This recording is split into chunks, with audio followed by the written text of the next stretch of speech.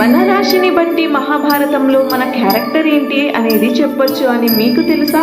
మహాభారతంలో యోధిష్ఠిరది తులరాశి. ఈ రాశి వాళ్ళు న్యాయంగా ధర్మంగా ఉంటారు. మహాభారతంలో భీమది మేషరాశి.